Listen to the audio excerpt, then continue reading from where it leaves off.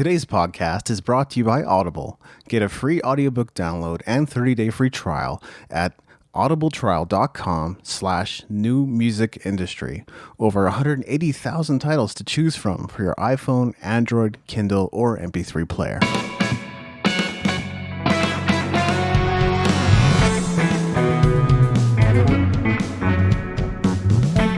You're listening to the New Music Industry with David Andrew Wiebe.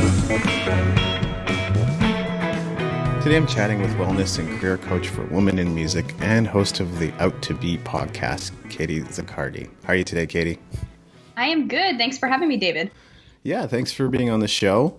You approached me with a very interesting topic, and we're going to be covering some topics that are of a special importance to musicians. Unfortunately, these subjects often don't get talked about until burnout creeps up on us or when we begin feeling those familiar pangs of anxiety or depression. And I say familiar because there is some evidence showing a link between the creative brain and depression. And for better or for worse, it seems common among creatives. So we're going to be getting into self-care and time management on today's show. Before we get into that, though, I'm sure my listeners would love to get to know you a little bit. So who are you and what are you up to, Katie? Yeah, so my name is Katie Zaccardi. Like you said, I am a wellness and career coach for women in the music industry. Yep. I am an artist myself. I went to NYU for music business, so in my time in college, I was doing the indie artist thing while also learning so much about the music industry. And after college and after kind of starting my journey with anxiety, I just decided, you know what? One, I don't like working like at a normal job. I kind of always knew I wanted to be an entrepreneur. Two, why are people not talking more about mental health and anxiety and just wellness in general?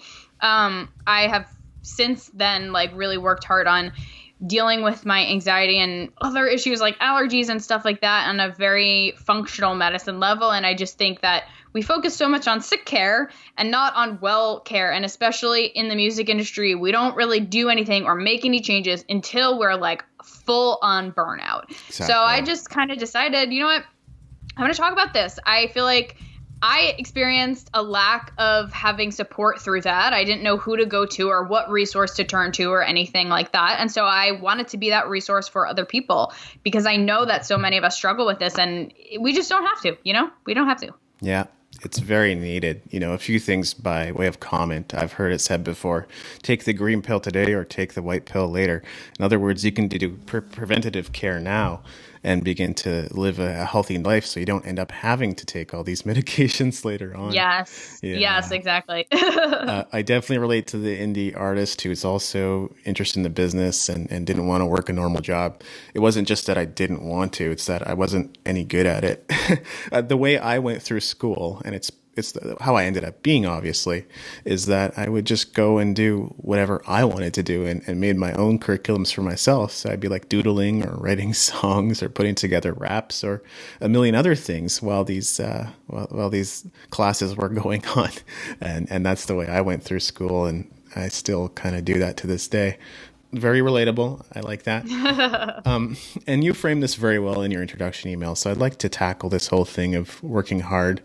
Now more than ever, the hustle culture is pervasive. And I think people by default end up tuning into the squeaky wheels who are shouting about working their faces off.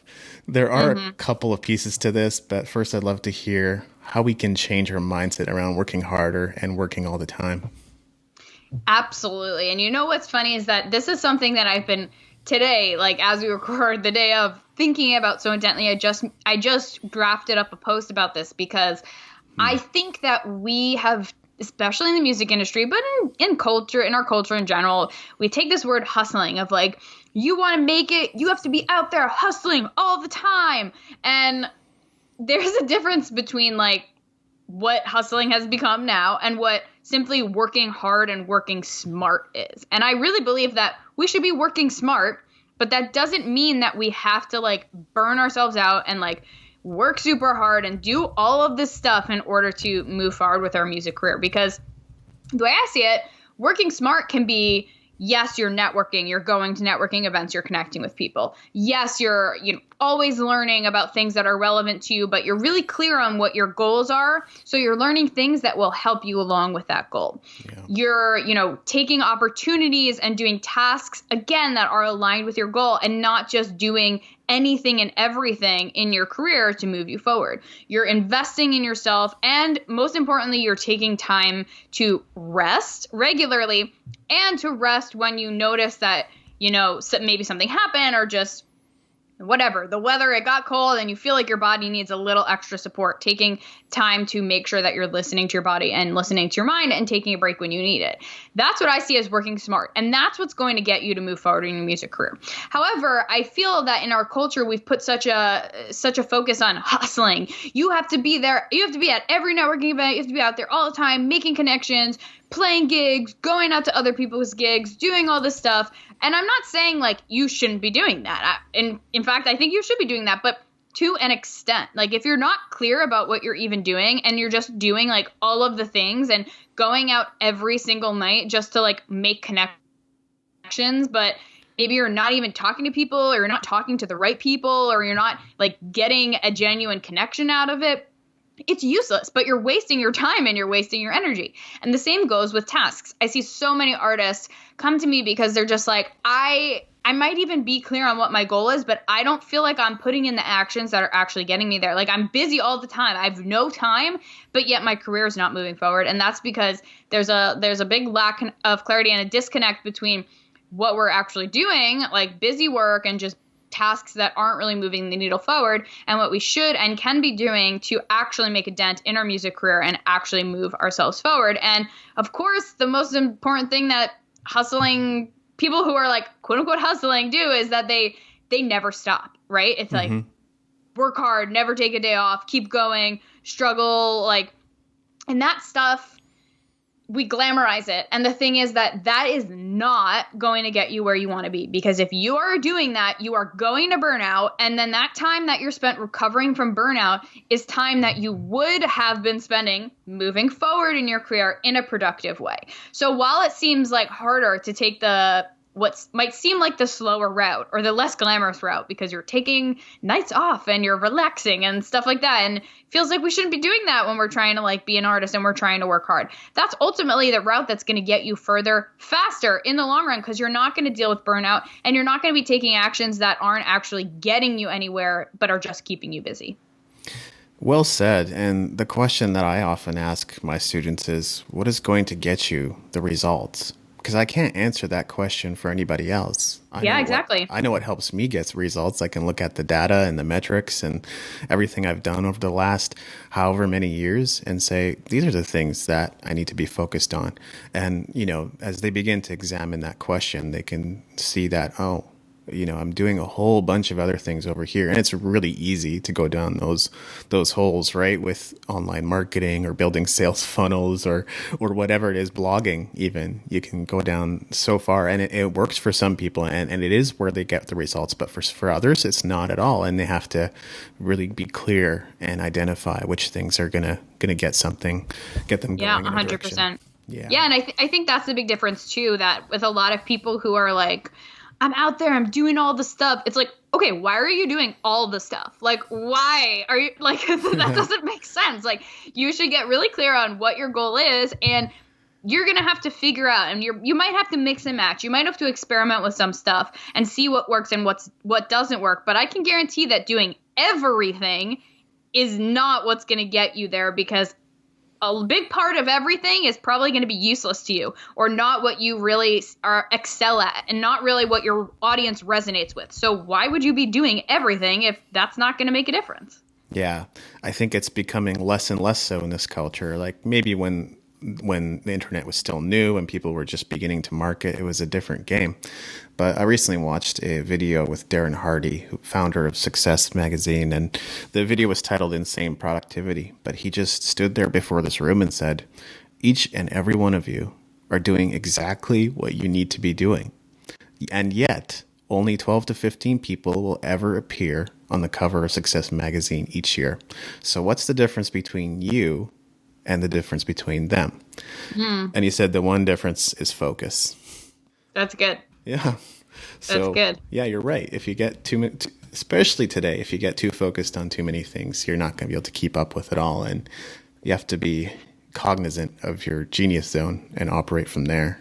Yeah, 100%. And I mean, as artists, we know, like, I'm an artist. I'm good at this artist thing. But that being said, when you're marketing yourself, like, where do you excel? Are you a good writer? Are you better at speaking? Are you better at, you know, being on video, being on camera? And these things make a difference when you're thinking about promoting yourself and content and just growing and how you want to be interacting with people. And maybe you excel more at in-person connections than online or vice versa. And it's important to consider all of these things, like what are your strengths? Because you want to leverage those strengths instead of just tapping into like all of the possibilities out there, some of which will be your weaknesses or just not your strong suits, and trying to make those work when in reality you could just be spending way less time doing the things that you're good at. Yeah, exactly. I know that people like my coach, James Franco, focuses on speaking and talking rather than writing. So instead of blog posts, he'll do videos and podcast episodes. And for that matter, Rick Barker, who's in this industry, is up to the same thing. So getting back to this piece about burnout, you know, from personal experience, I can say that burnout isn't much fun. And as I get into better routines, I've come to discover that it's very preventable and it's not a requirement that you succumb to its willing and ravenous embrace. But it took a while for me to get to that point. And as I reflect on the last 2 or 3 years, I can see that I burned out at least 3 or 4 times, which resulted in massive productivity losses, mood swings, and sinking morale. So what are some key things we need to focus on with self-care routines? Yeah, I think that one of the biggest ways to prevent burnout is just by regularly taking time for yourself and reducing your stress levels. Because usually burnout comes when we go weeks or months without really taking a break and without just like relaxing and checking in with ourselves and doing what we need. And so then we just hit a breaking point where we were running on this adrenaline. We were like running on a high and we were going. And then eventually our body is like, enough, I cannot take this anymore. Yeah. Or our mind or both. So my favorite place to start really is with a morning or a nightly routine. And I think that's such an easy way to implement wellness into your life. You can, again, start either in the morning or the night, eventually do both, but attaching it to something, right? Like I wake up and then I do this. Most of us wake up, go to the bathroom, brush our teeth.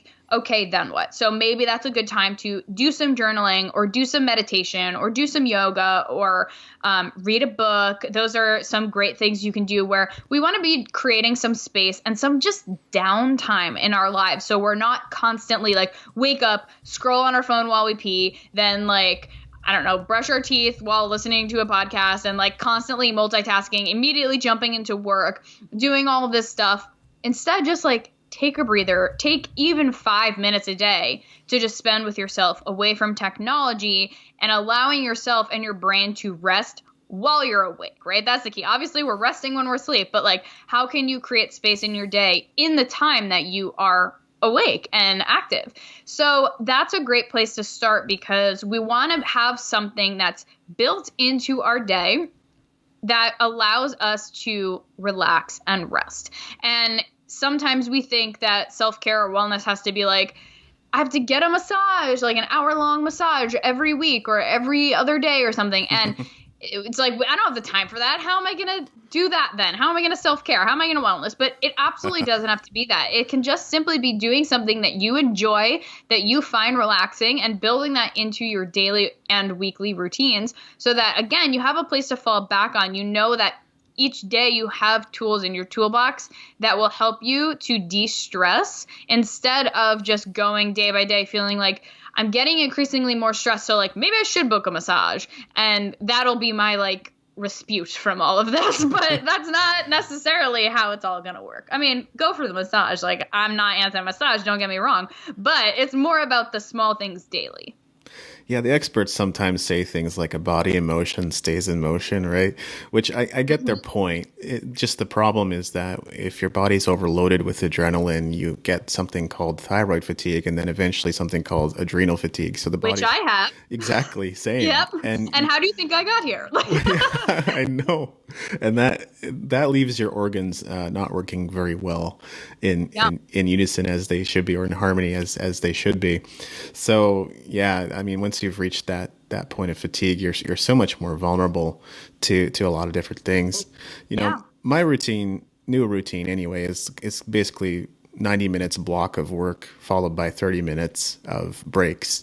And that has resulted in anywhere from 30 minutes to 90 minutes of meditation in a day. And it ends up becoming like a favorite pastime, or like one of the favorite things to do during a break, because I know I'm going to leave there feeling refreshed or better about my circumstances, my situation, myself, versus where it used to be, which was just a chore. It's like, I got to check that off my list too.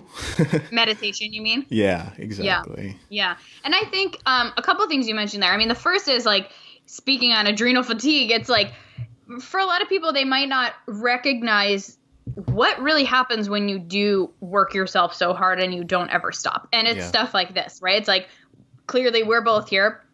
I actually haven't really talked about being in adrenal fatigue much, but it's something I've been working through for the last like a year almost, because through college and in the several years since then, like, I didn't even know it was really happening, but I was just working myself so hard and I was experiencing so much anxiety that now I can see that my stress levels, my cortisol levels, my blood sugar, all of that has been like severely impacted because of this. And so now it impacts me day to day, and it's something that I'm dealing with because at the time I didn't have the tools to deal with it and manage that stress as it was happening. So there are like actual long-term health effects, right? Aside from like chronic stress and that kind of stuff, like there are real things that can happen with your hormone levels, your energy levels, even your gut when you stay in this chronic state of stress. So that's just another reason why it's so important to make sure that you are managing it day to day. And of course, why I do what I do is because I want to help people avoid getting there, or at least be able to work through it if they feel that they're on their way there. And the other interesting thing that you brought up was meditation. And I want to point out that meditation too, you know, if you're taking breaks throughout your day, it doesn't have to be that every time you take a break, you sit down and you like, you know, say Om and cross your legs and like meditate with nothing, right? Sometimes it can just be like taking a walk, but not, you know, not like being on your phone. It can be doing the dishes, just silly tasks, like simple things, simple tasks that just allow you to take some downtime. It doesn't have to be like a whole thing of meditation of like getting comfy in a seat and quieting your mind. But those things, even though we think, you know, we are doing something like we're walking or we're doing the dishes, those are really great ways to get into a meditative state. Something I like to do too is just like improv on the piano. Like not really think about it, but just go to the piano and just like play whatever I feel like it, because then my mind is quieting and I'm just kind of like letting my fingers speak whatever they feel like doing. So that's a great way too. But it really is so important. I love that you take 30 minutes every 90-minute period to rest. I know for me, a great place to start too, especially for artists who are like, that sounds nice, but I like work a full-time job and then I like do my artist thing on the side. It could seem kind of unrealistic. And what I would say is just make sure that you're taking 30 minutes at least, if an hour if you have it, for lunchtime to really focus in on your lunch and block everything out. I try to do that every day. I'm not going to say I'm perfect. Even today, I noticed I was working through lunch because I kind of got a late start and I was feeling kind of the momentum. And I could feel that, you know, that feeling when you like have too much coffee. I don't really drink coffee anymore, but like that's what it feels like for me. That's why I can't drink coffee anymore, is because I get it naturally sometimes when I get that high like cortisol and I have to calm it down. And it was because I was trying to eat lunch and also trying to like respond to emails and like post on Facebook and do all this stuff. And that stuff, like things like eating and things like just like making sure we're taking time to breathe, like do it without tech, do it without working. Just try to create space in the smallest ways possible in your day so that you're not constantly being stimulated. That's really the biggest thing. Yeah, I agree. Like any opportunity to disconnect from your devices, I think that's important. I take those times too to exercise or play guitar or focus on something else as well. So it's not just meditation, but if I'm starting my day early and I didn't sleep that well the night before, then that's definitely ends up being a go-to for me is meditation. Yeah. Now, for me, it's altogether too common that when the weekend approaches, I have the best intention to for a drive, find a restaurant, get out in nature, get a massage, see a movie, attend an event I'm interested in, engage in my hobbies, or even just go to the local music store. I recently moved to BC, and there's so much to see, do, and experience out here. But then sometimes I just end up staying in bed and binge watching Netflix for hours as I quickly lose daylight and any motivation to do anything. Such a stark contrast for some people I know who jump out of bed on the weekends because they're so excited about not having to work. So have you observed that behavior before, and is there anything you would recommend we do in an instance like that? The coach in me wants to be like, well, why do you feel like that is? But yeah, Good question.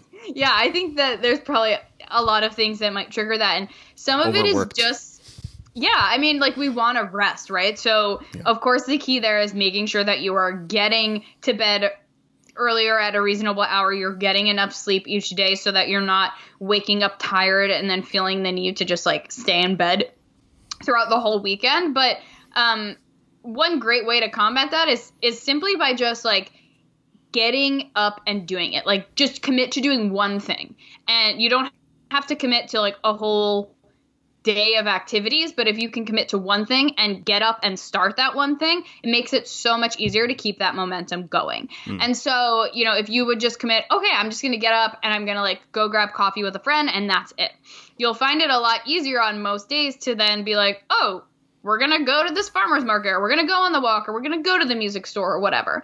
But making, big extravagant plans when you're feeling depleted on energy, and then you look at those plans and just think, yeah, that is like not going to happen, right? That can deter you from getting that head start. So I think a great thing to do, I always tell everyone, start with one thing, right? So for me, the one thing might just be start with getting enough sleep. Don't worry about anything else, but start with making sure that you're prioritizing sleep. Then once that you feel like you have that on lock, start with just picking one thing each weekend or each day that you're going to commit to doing, and do that thing first. And then from there, most likely you will have the momentum and the enthusiasm to keep going. But if you don't, that's okay too. If you feel like you need a rest.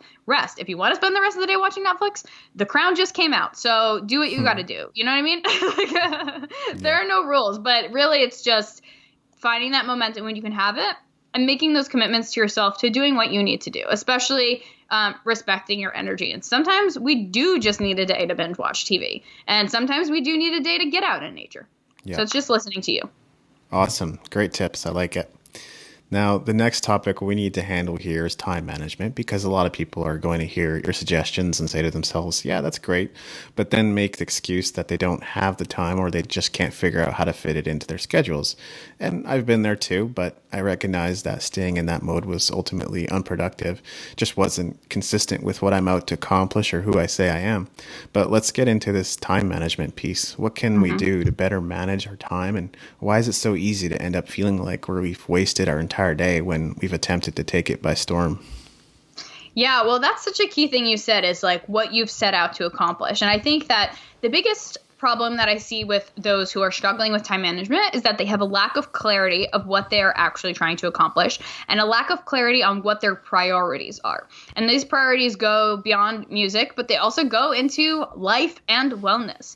So I'm sure, a lot of artists have a lot on their plate. It's just kind of a fact. But the truth is, oftentimes we can figure out, one, are some of the things on my plate things that I really want on my plate? Or can I get rid of them or delegate them to someone else? And then two, looking at the things that you have committed to or that are in your life right now, and really clearly decide what is a priority for me.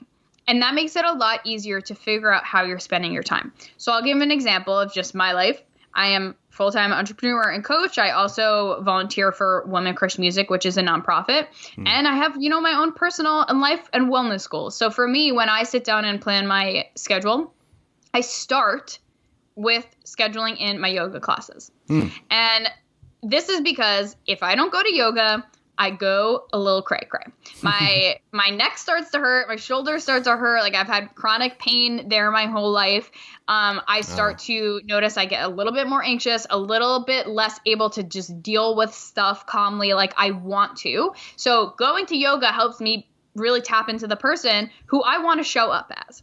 If I don't go, I'm not that person, right? I'm not like my best self, so to say. So I schedule in my yoga first because that's a priority for me.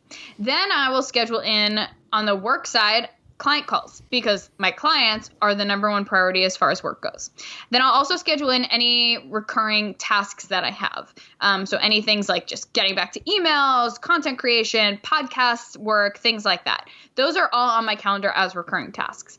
And then from there, I have a pretty bare bones, right? I'll add in my woman crush time and I'll add in any other calls. Like those things will be put into the cracks of my schedule and the cracks of my day. And of course, time with friends and family. Now that's kind of for me automatically reserved on the weekends. Like I don't do any work on the weekend nights because that's when I spend my time with friends and family. But as you can see, I kind of go in order of priority. What do I want to do? If I'm working on a special project, then that extra time in my schedule that's not for yoga, for, myself, for friends and family, or for my clients will be dedicated to that project. And so if somebody wants to have a call about a collaboration or somebody wants to talk to me about that and my schedule is feeling pretty packed, sorry, that's not a priority for me right now. I have to focus on what is. So let's reschedule for a couple weeks down the line, circle back when I have more time to deal with it. And I don't feel bad about saying no to those opportunities. I think that's a common thing that artists struggle with is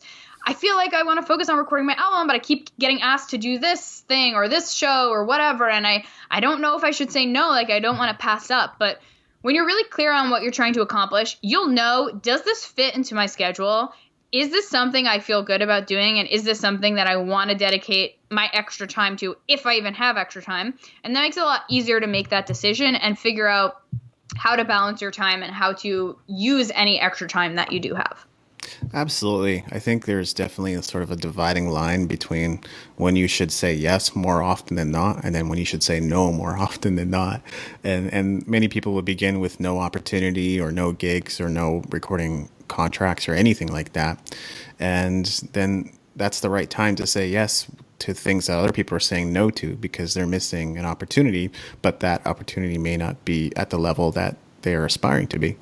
And so for you to take it is good. But then, your schedule gets fuller, your commitments begin to add up, and you're in a variety of projects. And then that's the right time to begin saying no. And that's something I've definitely had to make more of a point of in the last few years. It served me for a while, saying yes to everything, and it's not serving me as much these days. Yeah, it can be fun to say yes, right? And it feels like we don't want to miss out on potential opportunities. But ultimately, often when we feel like we have to say yes to everything, it's because we're not really clear on what we're going for. And like I said, when you're clear on what you're going for, your radar for figuring out if this opportunity is going to serve you or not will become a lot better. Like you'll be better able to identify that stuff.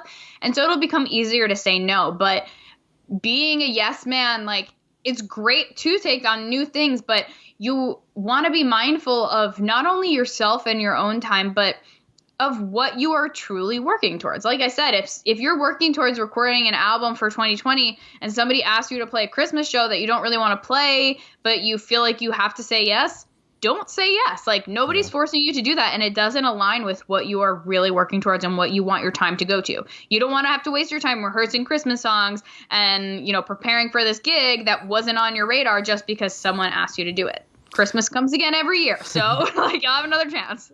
Yeah, the world's unlimited. So there's plenty of opportunities to go around. Now, for something a little bit harder, it so often happens that we start our days with the idea of tackling that thing that's kind of been nagging at us for days, weeks, or even months. But then at the end of the day, we feel like so exhausted or distracted that we just end up leaving it for another day. Do you have any tips for our procrastinators out there? Yes. Eat the frog. I think that's what they call it. Do the hard thing first. So if there's something you're procrastinating, do it first thing of the day so that you don't have time to procrastinate. I would also say, depending on what this task is, if it's like a larger project, break it down so that you're looking at smaller tasks, and then you can just tackle one of those smaller tasks each day. That way it's not so intimidating, and it's not like, oh, I have to like plan this whole thing. I don't even know where to start, so I'm just avoiding it. Take a day or take an hour to just break down, okay, what do I need to do to make this happen? Step 1, do this, then do this. And then put in your calendar, first thing for every day, one action item from that list so that you're slowly moving forward. And once you start really getting progress, it'll make it a lot easier to not procrastinate that, because you'll see like that you're moving forward, right? And that makes it easier. But so 2 things is break it down and eat the frog. Do it first thing, just get it over with.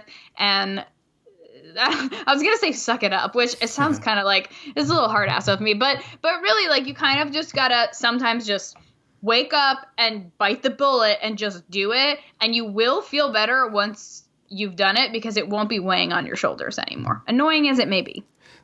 That's what I suggest as well. And I think isn't it wonderful that the universe is letting you know that that's the thing that you have to do? It's just nagging at you, right? Mm-hmm. Yeah. It's like all the signs are there. You don't need any more signs. Yeah. And the other thing I would say too is that if you feel like you're avoiding it because there's something else going on, like maybe you really, really, really don't want to do this task for whatever reason, or you literally don't know how, or you don't know how to do it in like a time savvy way, because you know if you did it you'd have to like spend hours on Google or YouTube trying to figure out what to do, then that's a great time to call in help. Either see if you can outsource it, or see if you can get a coach or do a course or a program how to get this done quickly and easily, and give you accountability along the way as well. So some stuff, it is just like we avoid it because we're just not even sure where to start. And usually without like getting someone else in there to help you, you're not going to just randomly know, like, oh, I suddenly know where to start, even though I had no idea before. Like that's sometimes when we need to just bring in help, call in help.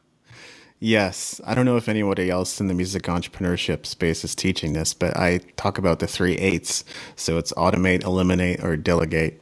And if you can put it on autopilot by using a tool, you do it. If you can eliminate that task completely and don't have to do it, perfect. If you can delegate it to somebody else who's more, let's say, you know, they're all right with handling tasks that aren't as high level as they should be, then do that. And so there's options for sure. If you got to do it, then you got to do it. There's no way around that. But yeah, absolutely. And like we talked about earlier, like everyone has their own strengths and weaknesses. And even looking at a group of artists, some people might be better at one thing and others better at another. So sometimes that's a great opportunity too, to be like, hey, I'll do this thing for you if you do this thing for me, because I know that I can get that thing that you hate done super easily, and you can do the thing that I hate super easily. So, you know, it doesn't always work. But again, that's where just like calling in help, it helps, because you're not expected to be an expert in everything, and that's okay. But other people might be and might be able to help you. That's a really great tip as well. Something else that I need to ask about is your journey with anxiety. Again, I feel it's common that creatives encounter anxiety, whether it's mild or extreme or some shade in between. I've shared before about how I pushed myself too hard in 2008 and ended up having a panic attack within 2 months of pushing myself and overdoing it. Now, you talk about having to learn your triggers and coping mechanisms, and interestingly, I wasn't even aware of some of my triggers until years later. So I would love to hear what happened with your anxiety and the healing path you've been on. Yeah, so my anxiety journey really started in college, and it went on for a few years before I really noticed that something was actually wrong. You know, for a while it was like, maybe this is low blood sugar, maybe it's panic attack. We don't really know. We're just going to kind of roll with it. And so things were unsure. From the very beginning, without even knowing what it was, I cut out coffee and I pretty much cut out alcohol. I don't drink alcohol at all anymore. Smart. Because I did notice that those two things would trigger stuff, particularly just body reactions, and they just wouldn't go well with my system. And, you know, whether it was low blood sugar or something hormonal going on, not feeling well for me would trigger anxiety anyway. So even if it didn't start as anxiety, it usually ended up as anxiety. So, those were a couple things that I started with, and that was because I noticed there were a few instances where I would feel like really shaky. Basically, I have a panic attack. Feel really shaky, heart's pounding, like clammy, things like that. And eventually I was able to track it. There was one incident that happened while I was in college, and I just knew that it was anxiety that I was feeling. I was supposed to be going to my friend's 21st birthday party. My birthday's in December, so I was like the last person to turn 21. So I wasn't 21 yet, and I recognized that I was just having a lot of anxiety over, I didn't want to like ruin her birthday. I didn't want to not get into the place or like have to hold anybody back or anything like that when we were going out. And especially during that time, I was in a place where I wasn't really drinking because of all of this, but I wasn't also saying like, I don't drink, leave me alone kind of thing. So I would experience a lot of like, I don't want to call it peer pressure, but just like annoying people when I was out and, you know, people trying to get me to drink and constantly having to explain myself. And so it was one night where this party was happening and I just had a panic attack and I was like, I know this is nothing else but anxiety. Like nothing, you know, there's nothing that would have triggered low blood sugar. There's nothing that would have made me feel sick or anything like that. But I don't feel well. And I know that I'm subconsciously really stressed out about this. So that kind of for me triggered like a 3-day panic attack. I ended up going to the doctor for my yearly checkup anyway and explained what happened. And at that point they were like, yeah, sounds like you have an anxiety disorder. So, as silly as it might sound, that clarity was able to kind of pivot me forward and say, okay, if this is what I'm working with, what am I going to do? And I started talking about it more openly, learning what would trigger me and learning what would calm me down and learning how to deal with it. And like I mentioned earlier, since then I have decided to look into more of a natural medicine route to heal because a lot of this do go back to the gut. So I definitely have been dealing with gut issues and like I said, other things like migraines and allergies. And these things are actually all tied together. And so the craziest stuff can trigger this, right? It can be hormonal imbalances. It can be gut issues, mold exposure, like things like that you wouldn't really think of, but can either worsen symptoms or really just exacerbate them so that they're happening in the first place where they may not have been happening before. So I decided like I was doing really well dealing with it, but I wanted to just like make it so that I had to deal with it as little as possible. And so I'm still on a healing journey. I'm still working at it every day and taking supplements and doing lab testing to kind of get to the root cause of a lot of this. But it's made a huge difference in my life. I'll say that for sure. Yeah, I used to get these terrible migraines, and it didn't really help that I was living in southern Alberta just until about a month ago. But the other piece that I recognized, and it was really the biggest factor of all, was aspartame. And I would consume aspartame very, very rarely, but sometimes, I wouldn't be super mindful in my 20s, and I just would. I would have like a diet soda, or I would chew gum, or I'd have a mint, and then end up with this migraine. And I had no idea, right? At the time, it was just like, oh, I don't know what the cause is, but all I know is that this is horrible. Like I'm just staying in bed all day when this happens, and I'm in such pain and nausea and the whole works. And it was the weirdest thing. I think it was a dentist or somebody that told me, you should just chew gum to keep your saliva, active throughout the day or whatever it was. And then as I was chewing this gum, I realized it was aspartame. I looked at the packet and I was like, oh yeah, because I've heard about artificial sweeteners affecting. So yeah, removing that was huge. That stuff, antibiotics, Advil. And for me, I look back and I'm like, okay, none of this is a coincidence. Like I was having sinus headaches and migraines from allergies. So first of all, you take the allergy pills that I'm having that are sort of like suppressing my nervous system. The antihistamines I'm taking, then the Advil that I was taking for like migraines. And like I mentioned earlier, I've had chronic pain in my neck and my shoulders for a while. So that, and then I had strep throat a couple times and I was on like a few rounds of antibiotics. That in the course of 2 or 3 years, like no wonder that my gut was like, excuse me, please, what did you do with all of my good bacteria? Like stuff was confused. And again, some people listening might be like, why are you talking about like strep throat? This is very silly, but it's important to know that there are other factors. Like anxiety is something that I do believe in my family. It's genetic. Like other family members have struggled with it. It's something that we're basically predisposed to. But just because you're predisposed to something doesn't mean that you have to struggle with it and that the symptoms have to show. So that's where this part of it comes in, because, if you are like having foods that you're sensitive to, or, chemicals that you're sensitive to, or, like I said, mold or gut imbalances and things like that can be causing the issues. This is all important to look at if you're able, because it can make a difference in how you are, how these symptoms are showing themselves. And again, it all comes back to wellness, right? Like it's very holistic, but it all makes a difference. And so I'm not like a doctor. I don't particularly help people with that aspect of it, aside from just directing them into the right place that I think might help. But it's important for me to share my story on that, because I do believe that, especially just in the music industry, we'll often just correlate it to like creatives are depressed and anxious. That's just like how it is. And really, there's a lot of factors to it. And certainly some of these things can be circumstantial, and, life events can happen and traumas can happen that trigger it. But sometimes it's just like other stuff and other things that we can actually change and work at daily to really, really lessen our load and not have to deal with so much and feel better on a day-to-day basis. Yes, absolutely. I think when my anxiety was at its peak, I ended up with tonsillitis a few times, or a couple times. So, I didn't have to get my tonsils out or anything, but that was one of the side effects that I remember experiencing. So I relate. And to round out this interview, I'm going to get into 3 questions that I try to ask all our guests. And the first is, what are the biggest challenges you've overcome? The biggest challenges I've overcome. Oh, man.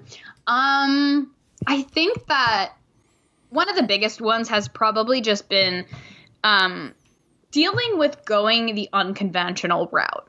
I always had my parents' support as an artist, and I understand that a lot of people don't necessarily have their family support. But that wasn't even the unconventional route for me. That the more unconventional part of it was deciding to be an entrepreneur. And I think that, my parents thought, oh, she's going to school for the music industry, she'll get a great job and then like also do the artist thing. And it didn't take super long for me to be like, I'm out, I'm creating my own business. And, a lot of people place their judgments on you when you decide to do something that is unconventional, whether it be an entrepreneur or be an artist. And I always say that being an artist is being an entrepreneur. So it's really the same thing.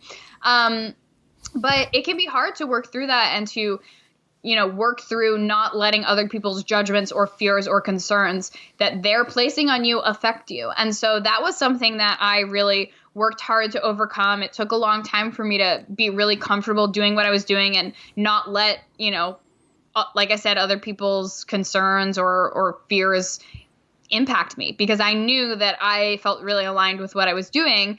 But I just had to work through the ups and downs of like running your own business and transitioning into that. And 2, just the mindset stuff that comes up when you're trying not to doubt yourself, but that everyone around you is like kind of wondering, is this going to work out? And that can be kind of hard sometimes. Yeah.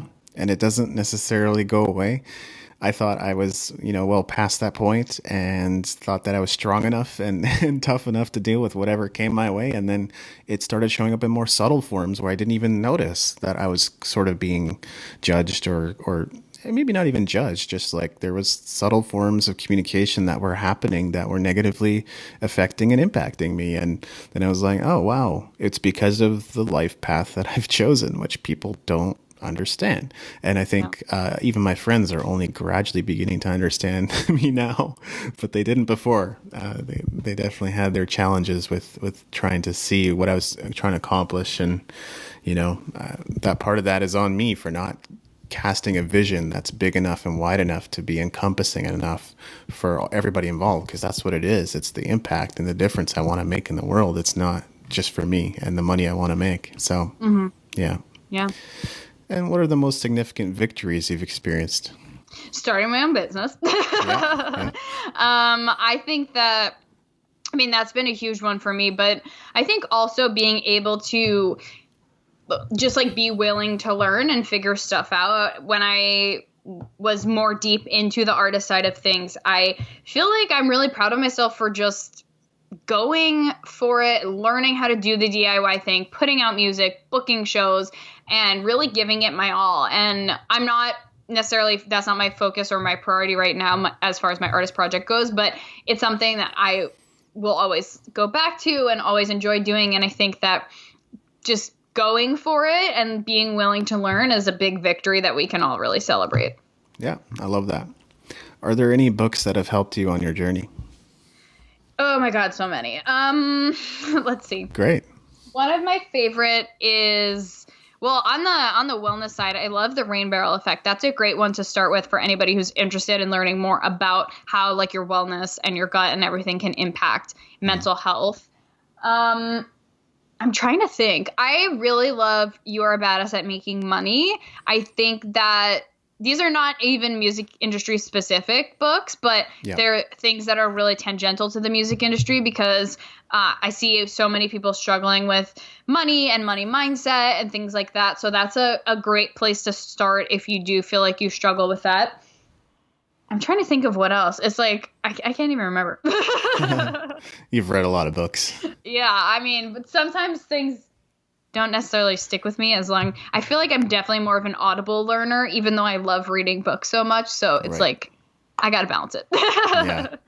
Yeah, it's okay if it's not all music industry related. A lot of books and recommendations we've gotten have not been, even though there are some really great books in the music industry as well. And I always love to hear just different authors, different books that people are getting into. But I have to be honest, I prefer the podcasts for the music industry because I feel like our industry changes so rapidly that sometimes the books become irrelevant pretty quickly. Like, I'm not going to lie. So I think podcasts, there's so many great industry podcasts out there, and those are really awesome. I mean, if your strategy revolves around online marketing, which these days just seems inevitable, I mean, online is constantly changing. So by the time a book is published, there's already aspects of it that are going to be outdated. You don't want to put too many tutorials in there about how to use Instagram because tomorrow the interface could be different. Yeah, exactly. All right. Well, thanks so much for your time and generosity, Katie. Is there anything else I should have asked? No, I think you asked all great questions. And I think that, if anybody is curious about learning more, all that I would say is make sure that you are listening to yourself, listening to your gut, and don't be afraid to ask for help, whether that is just from a friend, from a mentor, or by hiring an expert to help you through whatever you are going through, whether it is on the wellness side or whether it is like strategy wise, but always listen to your gut and don't be afraid to ask for help. Excellent. And where can we find you online? I am at Katie Zaccardi on Instagram, and that's also my website, katiezaccardi.com. So Instagram's the main place where I'm hanging out. You can follow me there. And then my podcast is the Out to Be podcast. You can catch that on any platforms where you listen to podcasts. Okay. Thanks so much, Katie. Thanks for having me. Hey, it's me. I wanted to add a bit of a personal touch to each episode of the podcast, so I thought what better way than to put together a bit of a closing segment, especially for these interview episodes. Not that you don't hear me waffle and wax eloquent plenty already. I don't want to keep you here any longer than necessary, so I'm going to keep these segments short and to the point. I'll share some thoughts and reflections from the episode, talk about something that has piqued my interest as of late, or, as I have often done, offer up a call to action. That segues nicely into what I'd like to share today. My question for you is, what do you do when you finish listening to a podcast episode like this? Do you implement any of the ideas suggested? If you have, and you've gotten any outstanding or surprising results from taking action, I want you to leave a comment in the show notes. Do you look for additional tools and resources on Music Entrepreneur HQ? With over 700 posts on the website, I would posit that it's a good place to look. Finally, do you invest in yourself? I'm going to be talking a lot about investing in yourself in future episodes, but just for reference, in the last 2 years, I've put over $3,000 into my personal development, and I wouldn't take any of it back. We're all a little weird about money, and I get that limiting mindsets can have you thinking twice about opening your wallet as an artist, but if you've been tuning into these episodes and applying the ideas mentioned, you've benefited from it greatly. And it's time to take the next step, and that means investing in yourself. Not saying you've got to spend with me. If there's another expert you connect with or another course you've been hesitating to buy, go get it. it's no skin off my back. The key is to be in action. You've got to put your money where your mouth is. If your mouth is saying you want to achieve better results in your music career, then your wallet needs to naturally follow and move in the same direction. I'm saying this because I care about you and your goals. The way you're going to reach your goals is by putting money into resources that solve your problems. You don't want 2020 to be just another year. So it's time to get in the right headspace, and that means seeing your ongoing self-education as an investment rather than an expense, okay? I appreciate every one of you. This is David Andrew Wiebe, and I'll see you on the stages of the world.